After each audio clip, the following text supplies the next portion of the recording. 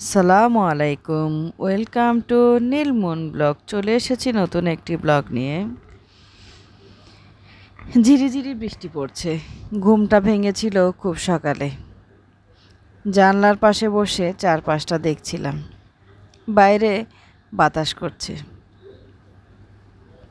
ভাবছিলাম এবার যখন দেশে ঝামেলা হয়েছিল তখন দুইবার করে সাধারণ ছুটি দিয়েছিল, 3 দিন করে করে সাধারণ ছুটি।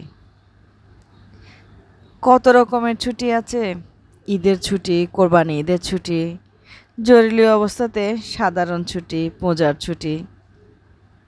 আচ্ছা, আমাদের বউদের বা মেয়েদের সাধারণ অসাধারণ বলে কি কোনো ছুটি আছে? নেই তো। আমাদের তো সাধারণ অসাধারণ বিশেষ কোনো ছুটিই নেই।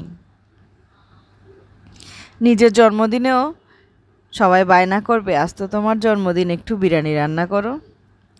রান্নাটা কিন্তু আমাকেই করতে হবে। বিশেষ দিন বলতে কি কিছু আছে? না, আমাদের কোনো সাধারণ বা অসাধারণ ছুটি নেই।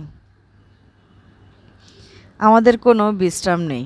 শুক্রবারেও আমাদের কোনো ছুটি নেই। কই আমাদের ছুটি? আমাদের ছুটি একেবারে সেই শেষ লগ্নে। এছাড়া আর কোনো ছুটি নেই। সৃষ্টিকর্তা মেয়েদেরকে এমনভাবে তৈরি করেছেন যে আমাদের কোনো ছুটি নেই, আর চাইলেও আমরা ছুটি নিতে পারি না। এই যে হয়তো বললাম আমি আজ কোনো কাজ করব না, কিন্তু যখন গিয়ে বিছানায় শুয়ে থাকি অমনি মনে পড়ে আমার ছেলেটা কী খাবে, আমার মেয়েটা কী খাবে, উনি এসে অফিস থেকে কী খাবে। চাইলে কি ছুটি নিতে পারি? ছুটি ছুটি করে চিৎকার করছি, ছুটি ছুটি করে ঝগড়া করছি, ছুটি চাই বলে কথা বলছি না, খাওয়া বন্ধ করে দিচ্ছি, রাগারাগি করছি। কিন্তু সত্যি যদি আমাদেরকে ছুটি দেয়, আমরা কি ছুটি নিতে পারবো? নিশ্চিন্তে কি ঘুমোতে পারবো? নিশ্চিন্তে কি বেলা গড়ালে শুয়ে থাকতে পারবো? চাইলেই কি পারা যায়? না, আমরা মেয়েরা আসলেই চাইলে অনেক কিছুই পারি না। সৃষ্টিকর্তা মনে হয় আমাদেরকে এভাবেই গড়ে দিয়েছে। মায়ের জাত তো এমনই হয়। যতই চিৎকার চেঁচামেচি করি, যতই ঝগড়াঝাটি করি, দিন শেষে ছুটি নেওয়াটা হয় না। তারপরও কেন জানি মনে হয় মাঝে মাঝে ছুটির দরকার।